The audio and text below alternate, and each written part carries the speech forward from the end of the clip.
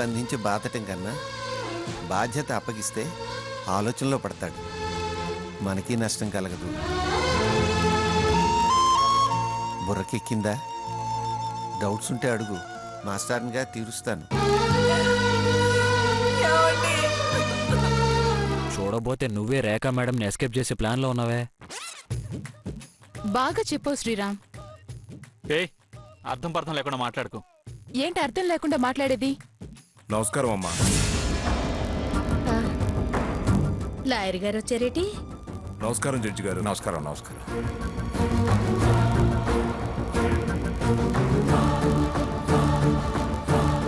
అమ్మా తమరు రమ్మన్నారు.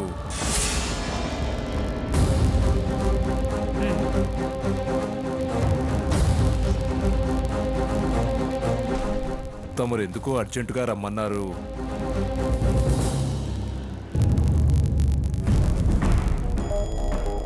లాయర్ గారు రండి.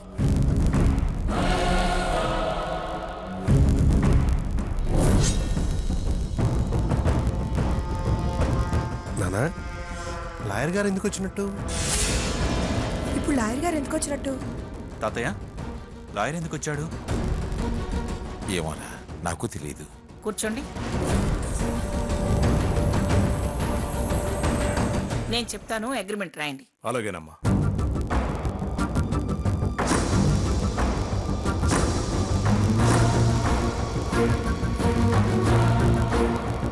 చెప్పండమ్మా.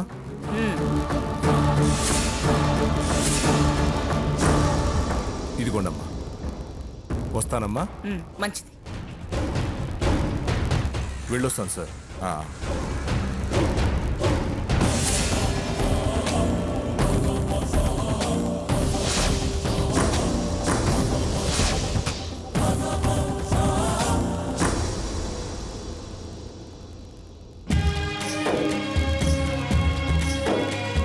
కిట్టు చదువుకో.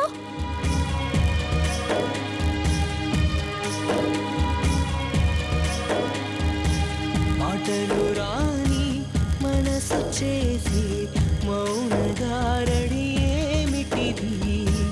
ఇచ్చుటే కాని పొందలేని పిచ్చి ప్రేమకు సాక్ష్యమిది. అమ్మా శకుంతల, బావుగారు ఇదిగో. నాన్న ఈ లెక్క చెప్పవా? ఓ 2 నిమిషాలు వస్తాను. స్వర్ణ, అమ్మా అవి తరగడం అయిపోయినాయా? అయిందమ్మా. బియ్యం ఎన్ని పోయమంటావు? అది కూడా చెప్పాలా శకుంతల? మన ఇంట్లో ఎంతమంది ఉన్నారో, వచ్చిన వాళ్ళు ఎంతమంది ఉన్నారో చూసి నువ్వే వండేసాయి. సరే పిన్ని గారు, నేను ఇప్పుడే వస్తాను. సావిత్రక్క, బియ్యం లైవు. ఓ సావిత్రక్క. అబ్బో, చుట్టాలు చాలా మందే వచ్చారు. పెళ్లి పనులు జోరుగానే సాగుతున్నాయి. ఇల్లంతా కళకళలాడిపోతుంది. ఏంలే శకుంతల, మీ అన్నయ్య వేడివేడిగా బజ్జీలు వేసి పెట్టమన్నారు. అక్కుంటే శనగపిండి ఇస్తుందేమోనని. సరే, నేను వెళ్ళి తీసుకొస్తాను. మంచిది. అబ్బో అబ్బో అబ్బో, బాగానే జరుగుతున్నాయి. ఏంటక్కయ్య, ఉల్లిపాయలు తరుగుతున్నావా? అవునమ్మా. ఏ ఊరేంటి మంది? భద్రాచలం. ఓహో, చాలా దూరం.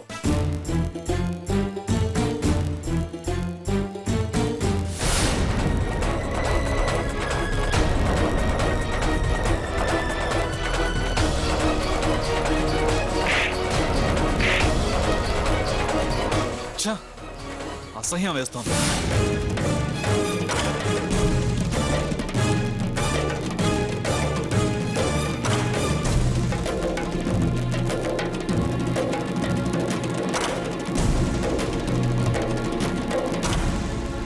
అక్క, ఏంటక్క అంత దీర్ఘంగా ఆలోచిస్తున్నావు? ఏం లేదు. ఏం లేకపోతే అంత పరధ్యానంగా ఎందుకుంటావు? అంతలా ఎందుకు ఉలిక్కి పడతావు? నాన్నను చూస్తుంటే కోపం వస్తుంది.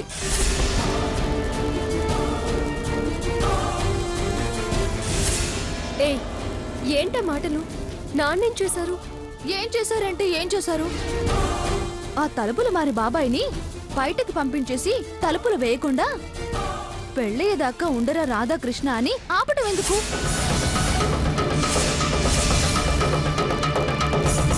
నాన్నంత ఆలోచన లేకేం ఆపుండరు. ఆలోచన లేదు ఏం లేదు. తమ్ముడు మీద ప్రేమమ్మ ప్రేమ.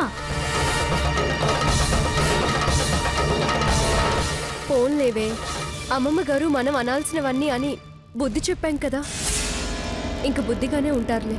ఆయన కుక్క తోక, తిన్నగా ఉండటం జరగని పని. నాకు బాబాయ్ చేసిన దానికన్నా అసలు మనకెందుకు ఇలా జరుగుతుందనే ఆలోచన ఎక్కువగా ఉంది. ఏ విషయం గురించి అక్క నువ్వు అనేది?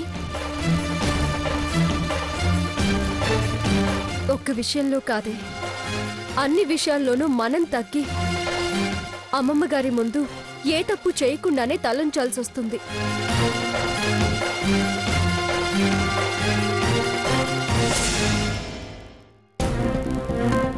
అన్నిటికీ సరేలే అని సర్దుకుంటే ఇప్పుడు సాకేత్ కొత్తగా ఆలోచించి మరో సమస్యలోకి నెట్టాడు.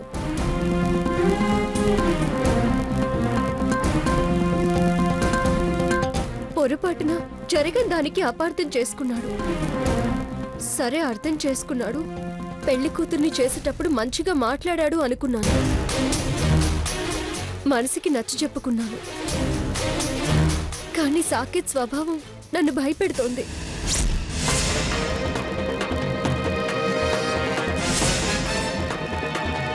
నిజమే అక్క, ప్రతి దానికి అంత స్పీడ్గా అలా రియాక్ట్ అవ్వడం నాకు నచ్చలేదు.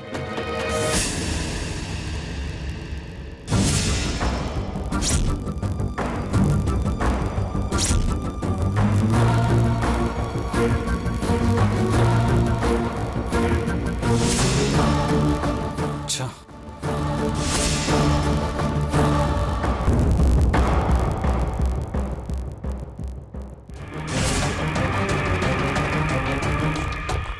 నాకెందుకు ఫోన్ చేసావు? అర్జెంటుగా కేకే హాస్పిటల్కి వచ్చేయండి. సీత,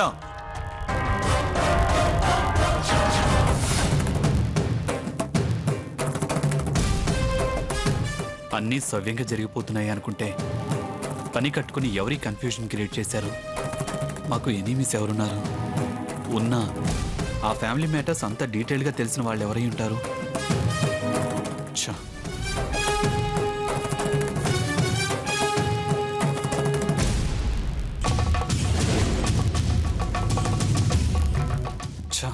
బుర్ర పగిలిపోతుంది. మెంటల్ వచ్చేలా ఉంది. క్లారిఫై చేసుకోకపోతే కాన్ఫిడెన్స్ క్రియేట్ కాదు. తెలుసుకోవాలి, ఖచ్చితంగా తెలుసుకోవాలి. ఎన్నోసార్లు గ్రాని ఇష్టమే నా ఇష్టం అన్నాడు. సరేలే, తనకి గ్రాని తప్ప మరొకటి తెలియదు అనుకున్నాను. ఆమెకి కోపం వస్తే తనకి వస్తుంది. ఆమె ఇష్టపడితే తను ఇష్టపడతాడు. పెళ్ళైన తర్వాత మనుషుల గురించి, మనసుల గురించి తెలుసుకుంటాడన్న చిన్న నమ్మకం ఉండేది. కానీ నన్ను పూర్తిగా అర్థం చేసుకోలేదనిపిస్తోంది.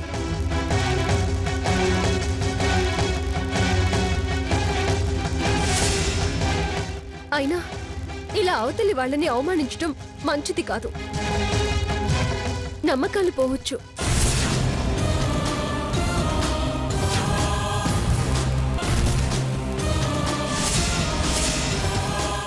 వాళ్లతో పరిచయాలు వదిలేసుకోవచ్చు. కాబోయే భార్య మీద గాని, భార్య అయినాక గాని అనుమానం అనేది కలిగితే అది మనసులో నుంచి అంత తేలిగ్గా పోదు.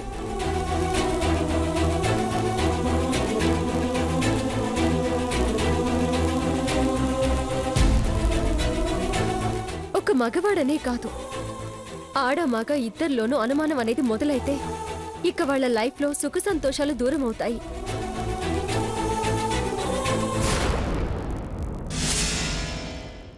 ఇవాళ రఘురాం విషయంలో జరిగింది, రేపు మరొకరి విషయంలో ఇలాగే తప్పు పడితే ఎలా అని భయం వేస్తుంది.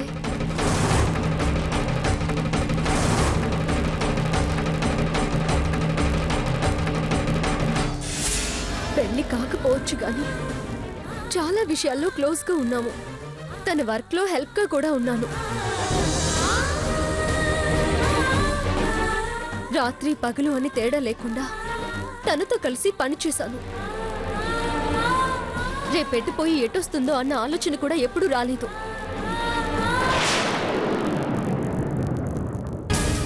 యాక్సిడెంటల్ గా జరిగిన దానికి, నేను ఫోన్లో మాట్లాడిన దానికి కంపేర్ చేస్తూ నొచ్చుకునేలా మాట్లాడాడు.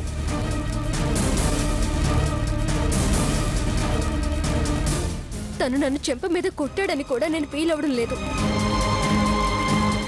అది నా మనసు మీద పట్టే దెబ్బలా అనిపించింది.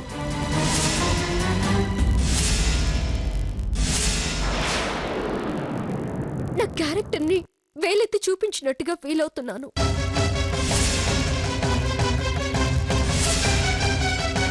ఇలా అయిన దానికి కాని దానికి డౌట్ పడి నన్ను అవమానిస్తే ఫ్యూచర్ పీస్ఫుల్ గా ఎలా సాగుతుంది? అదే నిజమే అక్క. ఏ జబ్బైనా నయం చేయొచ్చు గాని అనుమానపు జబ్బుని నయం చేయలేమంటారు. లక్షలు కోట్లు ఉన్నా మనసు స్వచ్ఛంగా లేకపోతే ఆ జీవితం నరకంలో ఉంటుంది. తలెత్తి ఎవరి వంక చూసినా తప్పైపోతుంది. అలా బతకడం ప్రతి క్షణం కష్టంగా ఉంటుంది. అయితే ఇప్పుడు నువ్వేమంటావు?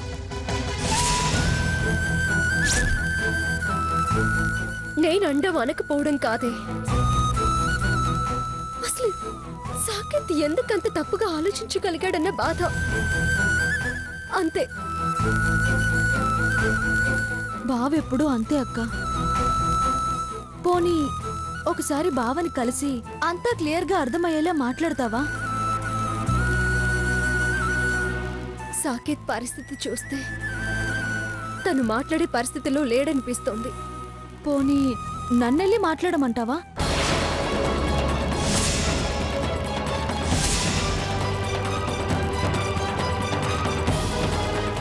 ఏంటే బుద్ధి లేని సలహా ఇస్తున్నావు?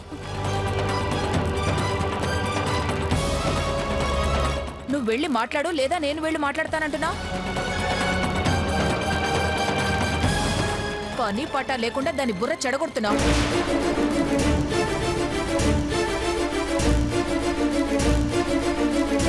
మన పక్కన ఏ తప్పు లేనట్టు, అంతా అతని తప్పే అన్నట్టు ఇద్దరూ మాట్లాడుతున్నారు. అతని అపార్థానికి అర్థం ఉంది.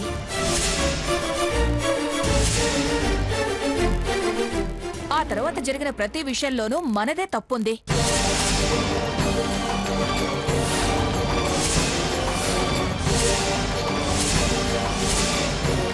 పెళ్లి కూతురయ్యాక గడప తట్టడం తప్పు కాదా? అఖండ దీపం అంటూ ఈ అమ్మకైనా చెప్పకుండా వెళ్ళడం తప్పు కాదా?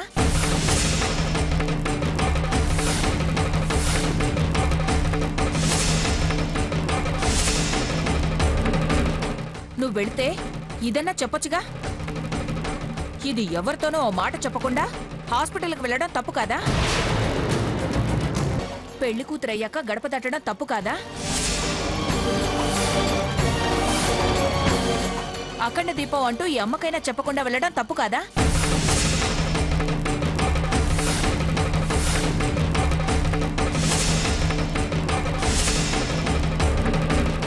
నువ్వు వెళితే ఇదన్నా చెప్పొచ్చుగా. ఇది ఎవరితోనో ఓ మాట చెప్పకుండా హాస్పిటల్కి వెళ్ళడం తప్పు కాదా?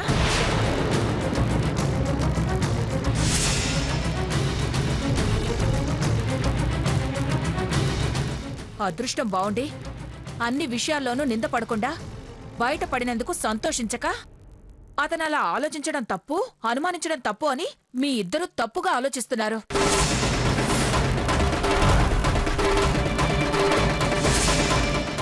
అమ్మా, మేము జనరల్ గా మాట్లాడుకుంటున్నాము. పెళ్లి కూతురు అయ్యాక ఈ విషయంలో నువ్వు ఎలా మాట్లాడినా తప్పే. పైగా కాబోయే వాడి గురించి ఇలా మాట్లాడడం ఇంకా తప్పే.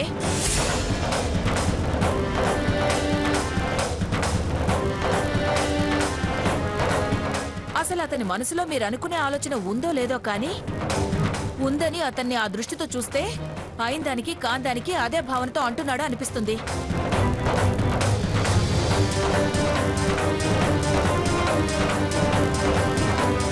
బుద్ధి తక్కువ ఆలోచనలు మానేసి బుద్ధిగా ఉండండి.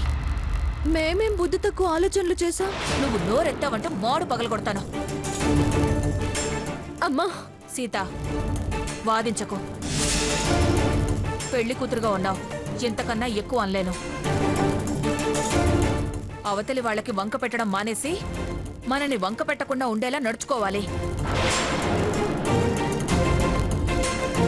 మీ మాటలు విన్నాక నాకు లేని భయం మొదలైంది. అమ్మా చూడండి, నా భయాలు తొలగిపోయి నేను మనశ్శాంతితో ప్రశాంతంగా ఉండాలంటే మీరు నాకు మాటివ్వాలి.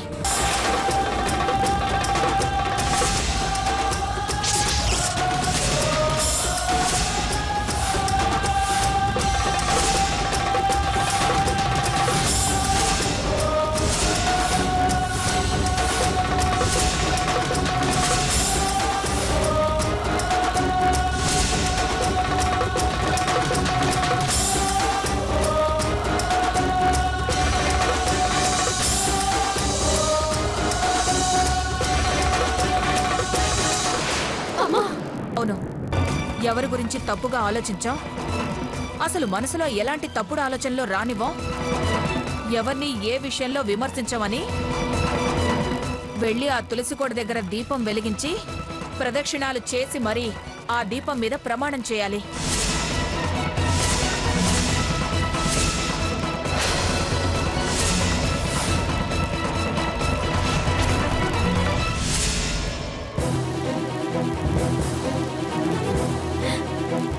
ఏంటమ్మా ఇది?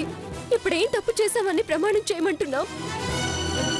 పెళ్లింట్లో నలుగురు అటు ఇటు ఆ పని మీద ఈ పని మీద తిరుగుతూ ఉంటారు.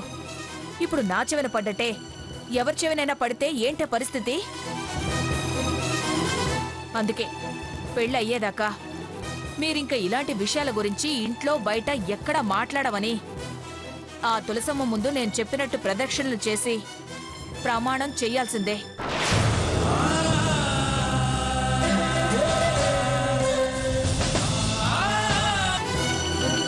పెళ్లింట్లో నలుగురు అటు ఇటు ఆ పని మీద ఈ పని మీద తిరుగుతూ ఉంటారు. ఇప్పుడు నా చెవిన పడ్డటే ఎవరి చెవినైనా పడితే ఏంటే పరిస్థితి? అందుకే పెళ్ళి అయ్యేదాకా మీరింక ఇలాంటి విషయాల గురించి ఇంట్లో బయట ఎక్కడా మాట్లాడమని ఆ తులసమ్మ ముందు నేను చెప్పినట్టు ప్రదక్షిణలు చేసి ప్రమాణం చెయ్యాల్సిందే.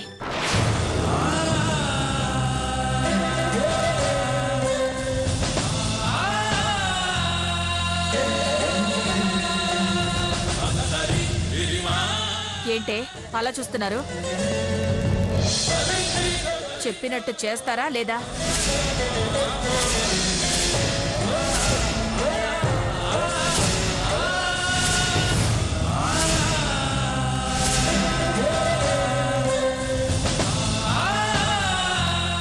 అక్క, వంట అయింది, రా త్వరగా. వస్తున్నా శకుంతల. ఏంటే చేస్తారా లేదా? సరే, తొందరగా రండి.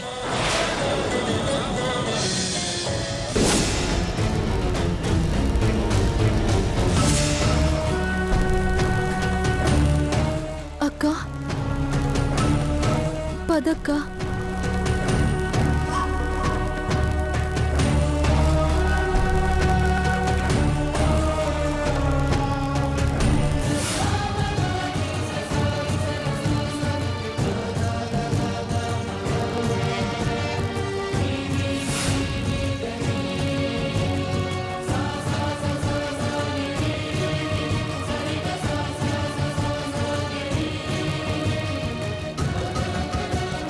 దీపం వెలిగించి దండం పెట్టుకొని ప్రదక్షిణాలు చేయండి.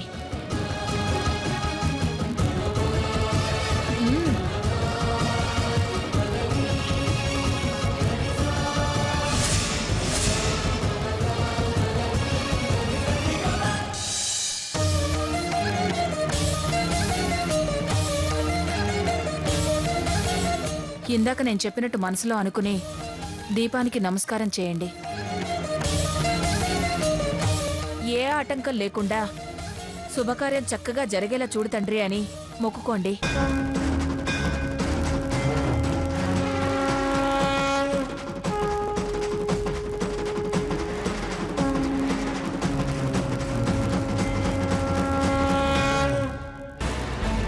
సీత సీత రండలుడు గారు రండి కూర్చోండి. ముందు రాధాకృష్ణ అదే మీ మరిది గారిని పిలవండి. ఆయనెందుకు బాబు? మళ్ళీ ఏమైనా పిచ్చి వేషాలు వేశాడా?